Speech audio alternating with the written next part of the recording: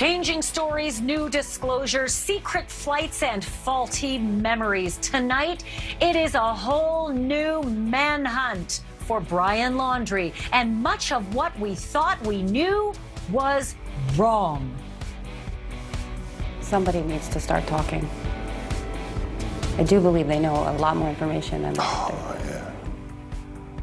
Gabby Petito's parents, Brian Laundrie's sister, the family attorney, all speaking out, all making news, and they are all straight ahead on a jam-packed hour of Banfield.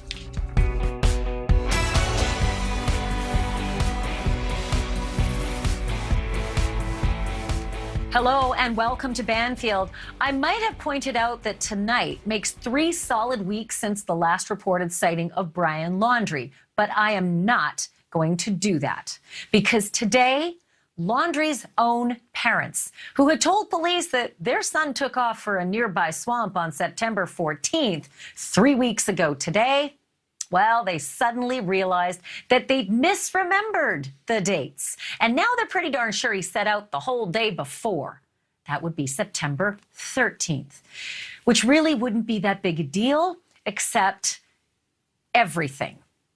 And while Laundrie's whereabouts tonight are as big a mystery as they have been for the past 3 weeks plus 1 day, the family lawyer just dropped another huge piece of information about Brian's comings and goings while we all thought that he was in the van with Gabby in Utah and in Wyoming.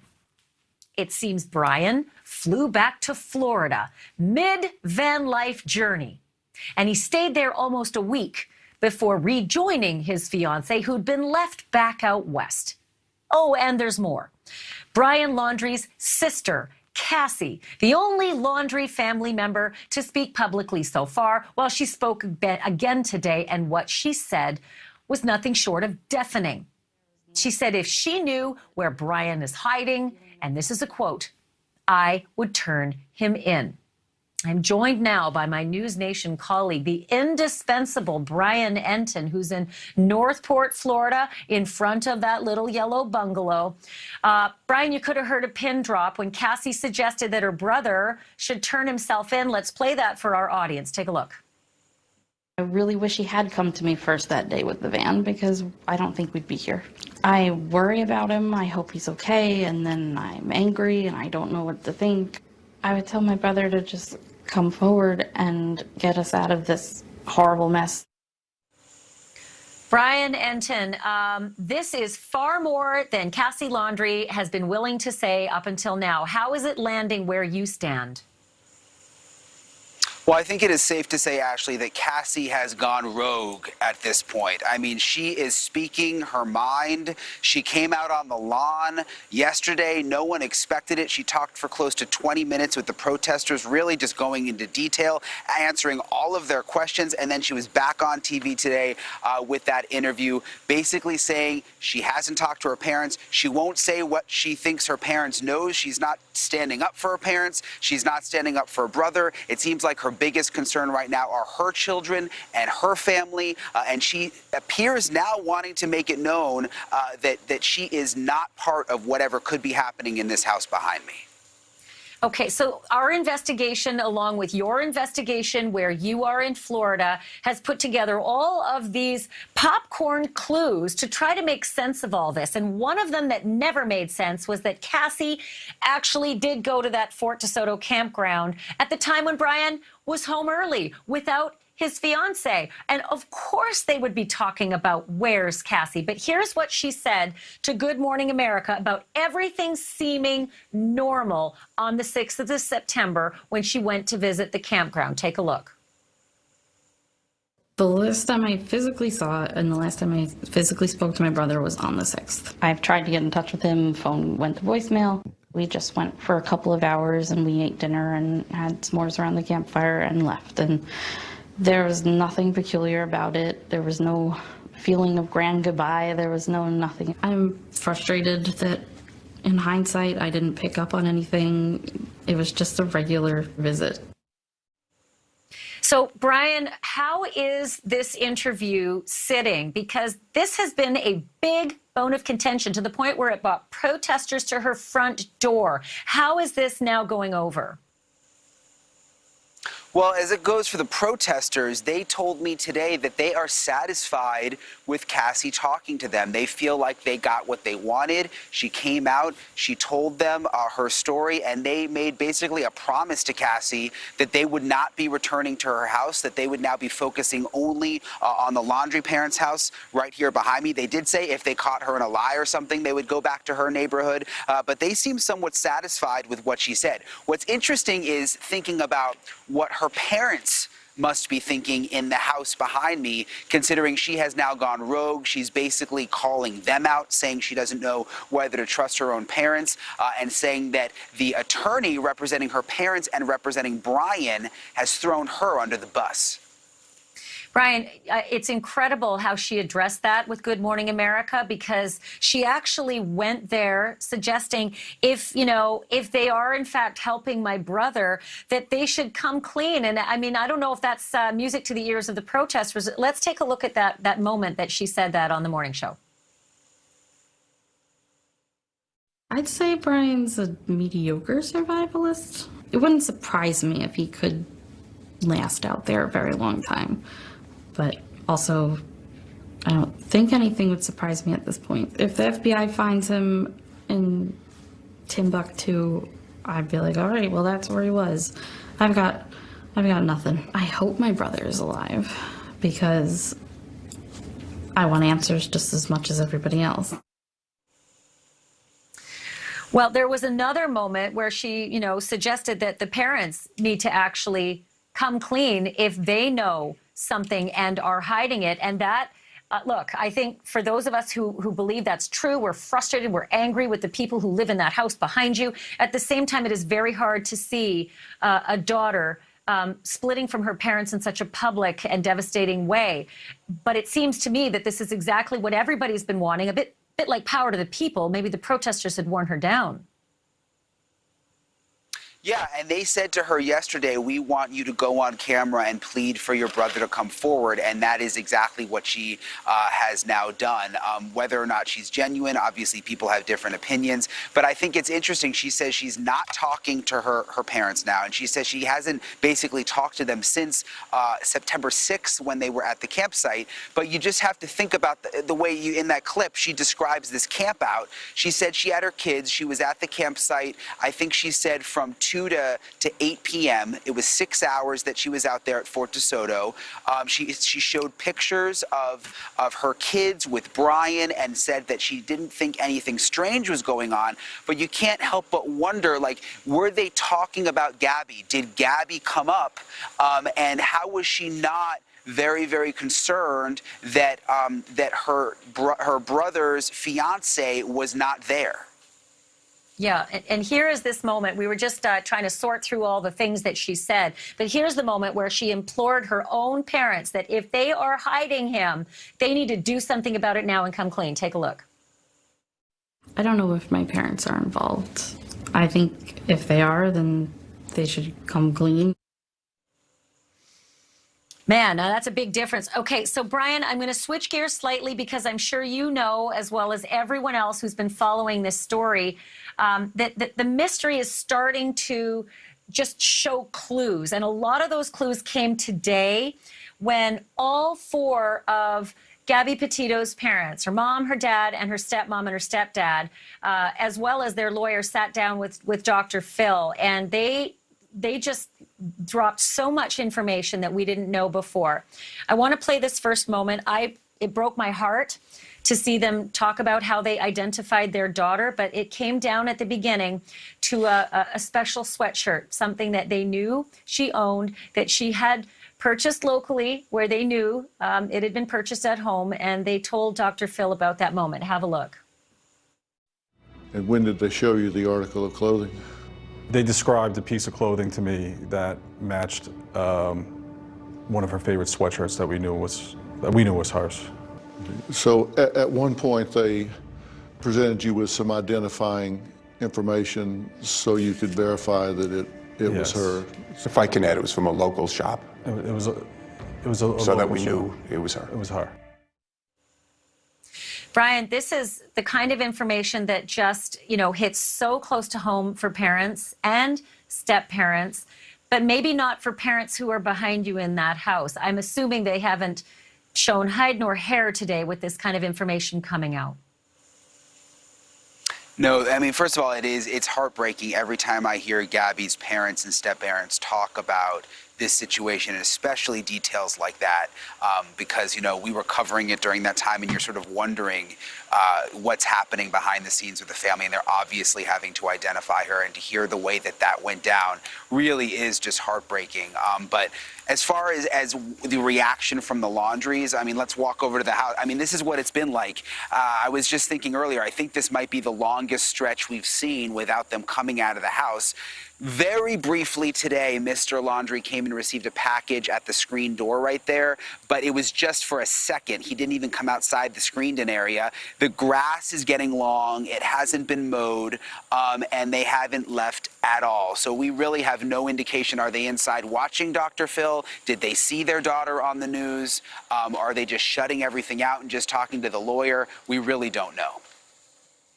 I'm going to ask your cameraman, Luis, who's been so good at helping us, be the tour guide of what the scene is there, just to go back in and show me those flowers. And the reason I want to see the flowers is because I want to introduce this next soundbite from Dr. Phil.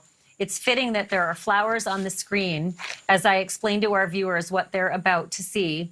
And if you don't know this already, folks, the flower bombings have been happening. The public has been sending flowers to the home of Brian Laundrie's parents with cards adorned with Gabby, in memory of Gabby. And the reason I wanted Luis, the cameraman, to show that picture was because today, Gabby's mom, Nicole Schmidt, was asked by Dr. Phil about the excruciating moment that a mom is told it is over, we have found your daughter, and she's not alive. Have a look.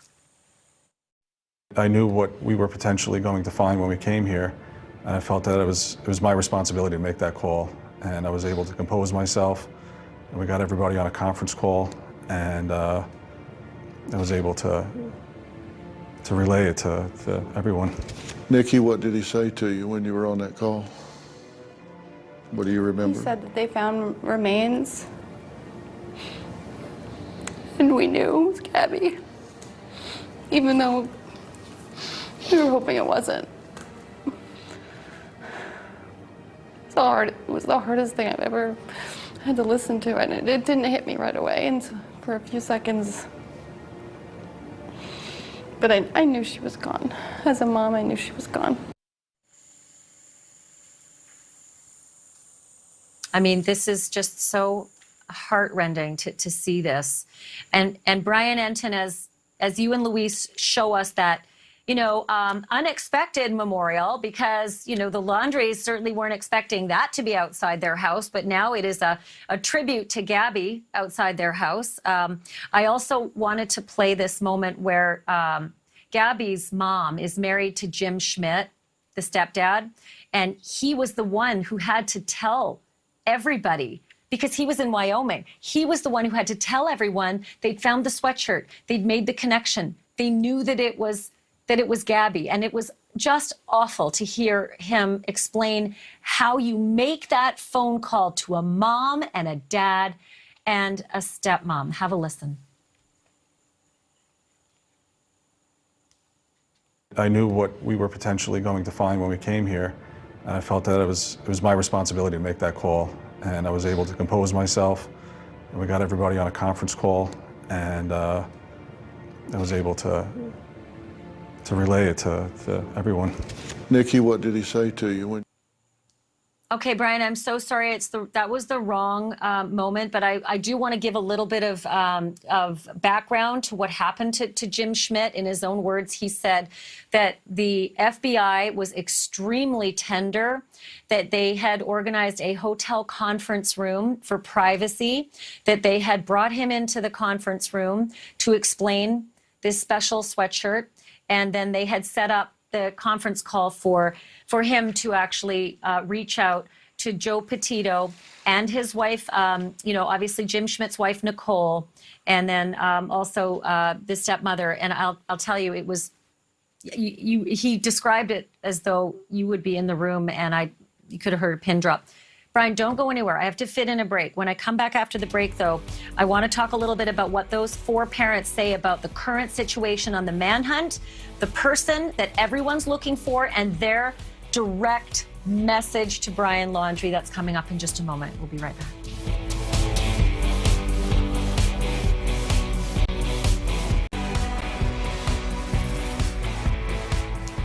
Welcome back. If you blinked today, you missed a veritable avalanche of news in the manhunt for Brian Laundrie and the story of Gabby Petito.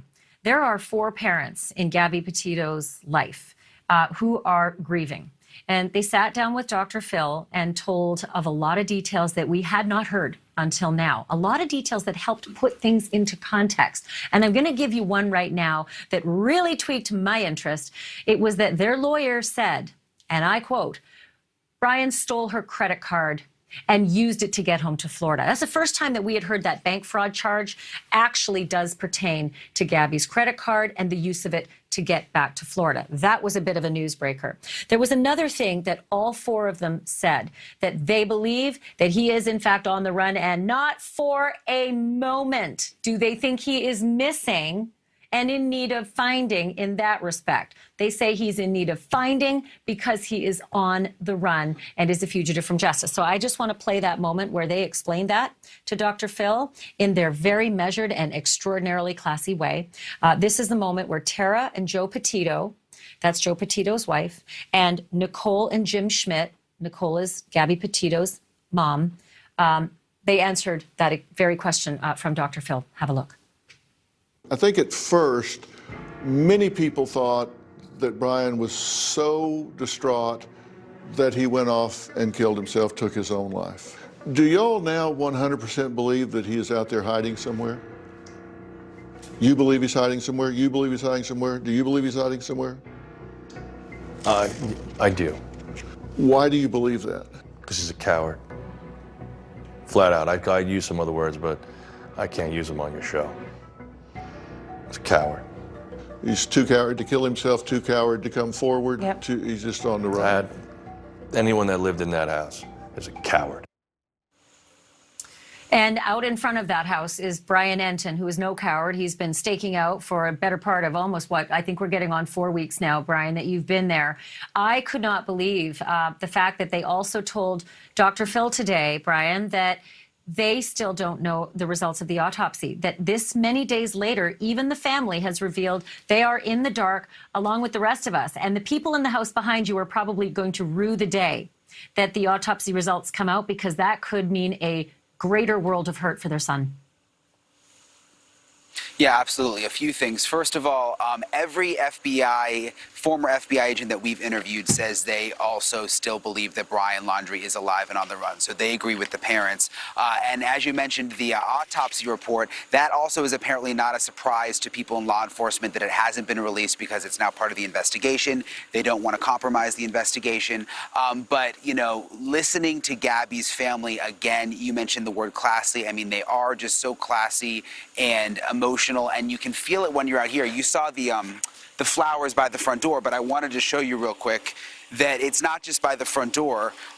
There are people sending flowers from all over the country here because they're seeing these interviews with the Petitos, and there's many out here also, and also messages for the family. So hopefully Gabby's family knows that there are so many people around the country that are thinking of them and really have their back right now, Ashley. Can you read some of those messages? The camera, Luis was looking at it. I couldn't read it fast enough, though. Can you tell me what some of those messages say on those little placards? Yeah, let's see. So this one here, up here with the picture, says, "I was here once." That's been a very popular slogan that people will write here, because Gabby, we know, lived in this house at one time. I'm going to go around the back of you, Luis. I want to show this one here, because I don't want to disturb anything, obviously, but I can sort of see this one. "God bless you, rest in peace." and this is from a family, it looks like, in New Hampshire. Some of these are fresh from just today. And then there's a few other interesting things also, like this laundry basket. Someone actually sent out a laundry basket, I guess sort of trying to send a message to the family saying, dirty laundry, come clean. So a lot of interesting things. And bear with me, actually, my earpiece just came out, so let me plug it back in while you sort of talk for a second. Okay, well, and thank you, because I actually wanted to say one of the other pieces of information, Brian and Luis, is that the family of Gabby Petito said to Dr. Phil that they had called and texted over and over to the Laundrie parents in that little yellow bungalow, and they constantly got voicemail and no answer. And in the millennials term or next gen term, that's called ghosting. They were ghosted completely by the Laundrie family, which, by the way, really led in beautifully to Dr. Phil's next question, and that was how Joe Petito felt about Mr. and Mrs. Laundrie, if in fact Brian has done this, their behavior. Take a look at this. This was him saying that the children, at least in his house, have to stand up for themselves. Take a look. I'm a dad. I make my kids stand up for their decisions. You know, if they make a mistake, I'll help you. I'll walk you through that path, but you're gonna own up to your mistake, because that's what a parent does, not what they're doing. I'm sorry. Thing ready. That was pretty strong, Brian Enton. I don't know if you can hear me again, if your earpiece is in, but that was a very strong, message to the Laundries that, do the right thing. Make your child stand up for any mistakes if he's made them, and maybe help him on that path, but that the path that they're taking, in their opinion, is the wrong one. Well, and you mentioned earlier that Gabby's family has said that the Laundries have ignored them, especially when they first were trying to find Gabby and knew that she was missing. They said that that the Laundries would not return their calls or text messages. And I found this so interesting. When Cassie spoke yesterday, she wanted to make the point, and she wasn't even asked about this. She just wanted to tell people on camera that she said, look, I'm not included in that group. She said, I wasn't personally getting any calls or texts from the Petitos. If I had, I would have responded immediately. So again, it was just interesting to see Cassie sort of try to differentiate herself from the parents in the house behind me.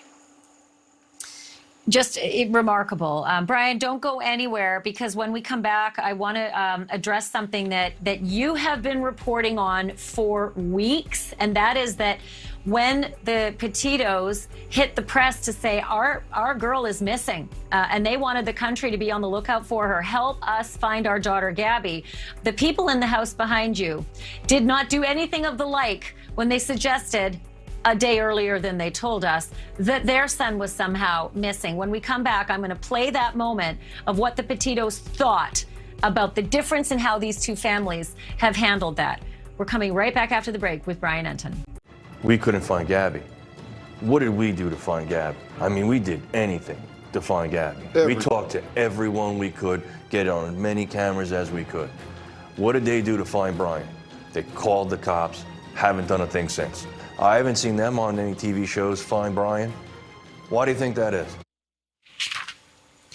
Back with me, Brian Enton, who has been asking that same question for weeks. Brian, just confirm for me, although I think I know the answer, never once did Mr. and Mrs. Laundrie come out to the press that has been in front nonstop for the last almost 4 weeks and ask you all to help find their son, who they swear is missing. Never once, and every single time they come out, either we are here or another reporter is here. I can't even count how many times they've come out. They've gone to the red truck. They walk very, very slowly to the red truck, and we get a chance to shout questions. Every time in the beginning, I'd say, do you know where Gabby is? Do you know where Gabby is? Then when, unfortunately, we found out where Gabby was, we started asking, where is Brian? Where is Brian? Every single time, the mom usually puts her head down, and neither of them say a word. So I'll tell you what, there's a really strong word that Joe Petito and his wife Tara, as well as Nicole Schmidt, who's Gabby's mom, and her husband Jim, they all have the same exact message for Brian Laundrie. I wonder how many times that mistake has happened, Brian. They had the same message for Brian Laundrie, and they said this to Dr. Phil. I want to play it, if I can right now, the message they have for Brian Laundrie. Take a look. If he's watching this and stranger things have happened, what would you say to him if he's watching this right this minute? This is where I should wash my mouth, right? Turn yourself in. Turn yourself in. Turn yourself Turn in. yourself in. Turn yourself in. Why? We want to know the truth. Because if you truly loved her, you should turn yourself in.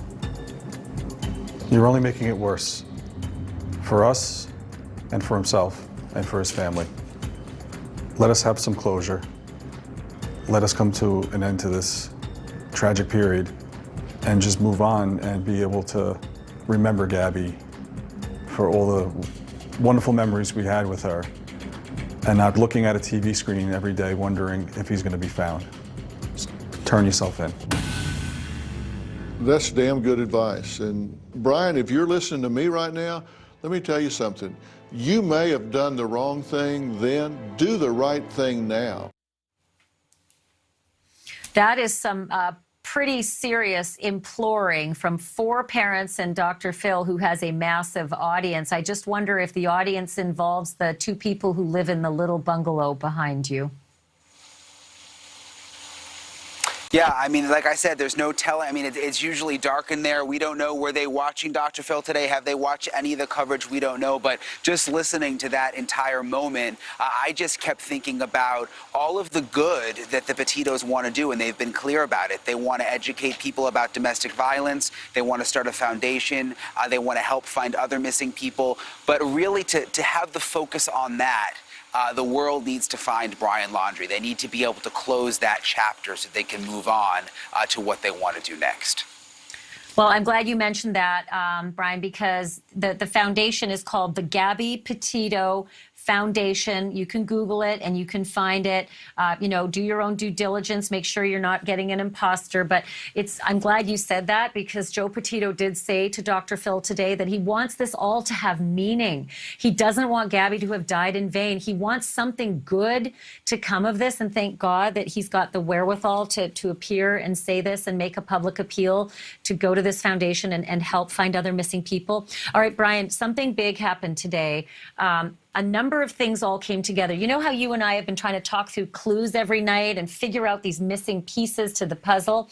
Today, our staff really came together and discovered some clues that all lead to the Appalachian Trail, the place where apparently a tipster said he saw Brian Laundrie. I want to play for you this last moment from Dr. Phil, where lo and behold, the parents of Gabby Petito brought it all full circle about the Appalachian Trail. Have a look.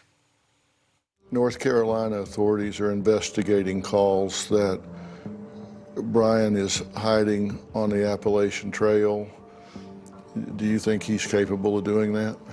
Yeah, some of the trips that they took before this, they did camp and hike along the Appalachian Trail, especially in that region. They're very familiar with that area. And that was one of the things that we kind of worried about before this trip, was in the Appalachian Trail. So you always hear different stories about things that happen there and how really desolate it is in certain areas. And that was always a concern of ours. She always came home safe. She'd go always for came 3 home or 4 safe. days, and then they'd come home and they were But fine. they are familiar. He is familiar He's with very that area. familiar with it, yes. So the Appalachian Trail becomes more fascinating.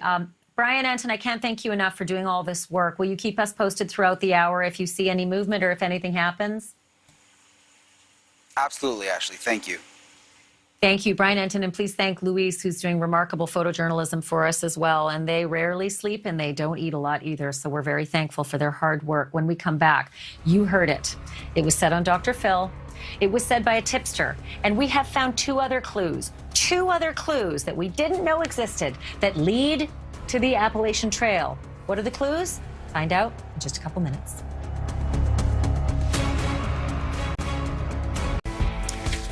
Welcome back. I have something very interesting to share with you, a little bit of gumshoe detective work that was done in our newsroom today. And I want you to take a look at a series of images of Brian Laundrie and then see if you can tell me what stands out to you. Let's roll it.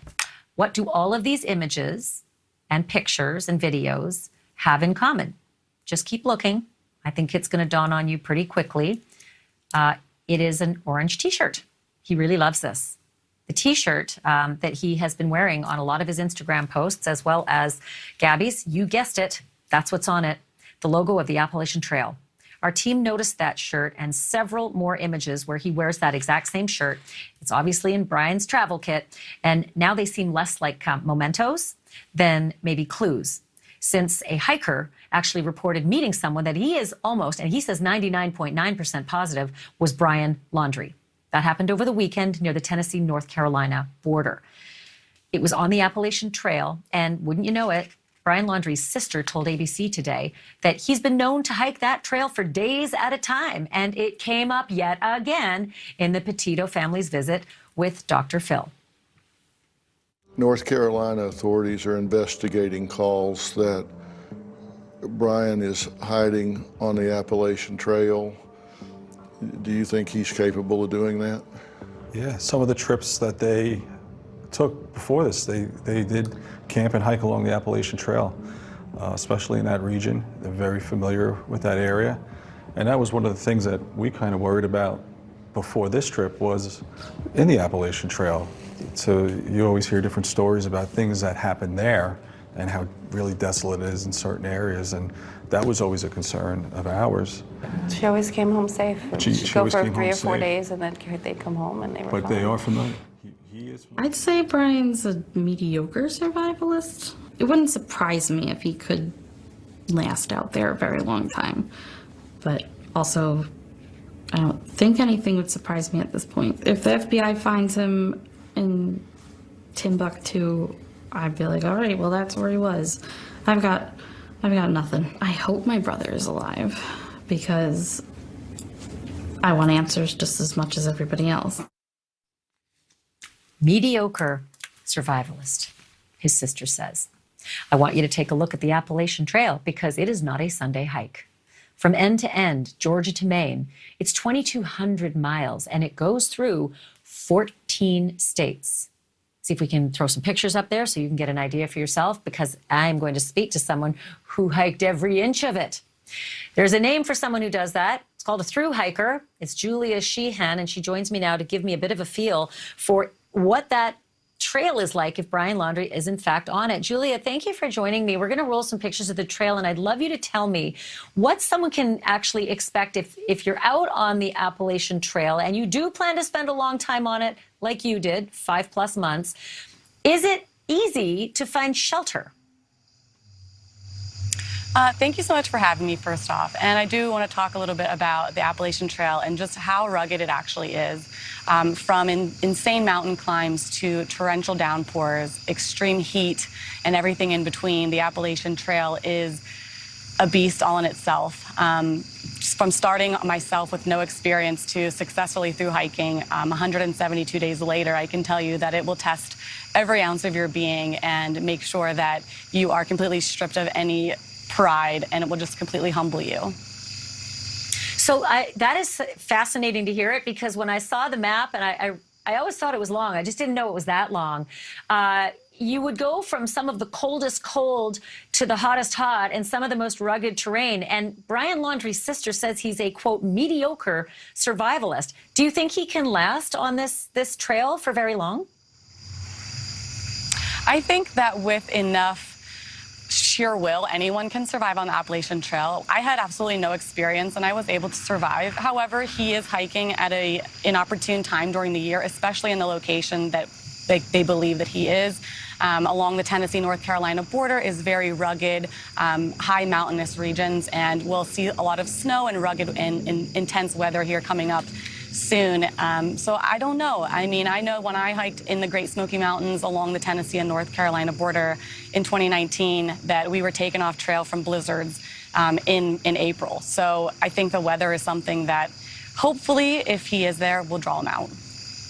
Well, it's beautiful. We're seeing some of these images of yours, and with the mosquito net as well. So clearly, there'll be other challenges with, the wildlife.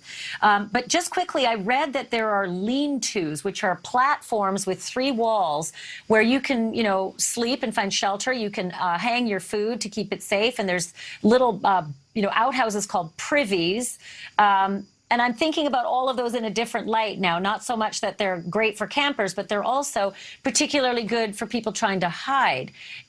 Would he come across other hikers frequently, and would it be normal to hide your face and walk by? Or do all hikers have a sense of community and talk to one another on the trail? I believe that on the trail there is a huge sense of community, so he would not go unnoticed. However, your face and the way your body looks changes very rapidly when you are depleting your body of calories. There are also many places to hide and to kind of hide away from the trail. The trail is very vast and long, and there are a ton of side trails and reroutes and different locations to kind of stow away and hide. So I definitely think that it's somewhere that you could definitely hide from your reality on trail. I chose to do it for a different reason, but I definitely think that he could survive out there. Like I said, if I could, anyone can. And I think he will start seeing some southbound hikers that start late summer, and they are a very tough bunch of people. They are very resilient, and I can't foresee him not being caught once they kind of intersect his location, if that's where he is. Well, you have been so informative about the terrain that's out there. I so appreciate it. Congratulations, by the way, for accomplishing that feat. That's remarkable. I don't think I could do it. And thank you for helping us understand what it is he might be up against if, in fact, he's there. Julia Sheehan, I appreciate it. And we'd like to tap into, another time to get more information about it as this story continues. Thank you, Julia. Thank you. So how does one go about finding a solitary hiker in 2,200 miles of wilderness? After the break, you're going to learn how the FBI goes about it, because they're no strangers to that kind of manhunt. In fact, we're going to talk to the guy who hunted for Eric Rudolph for years. Next.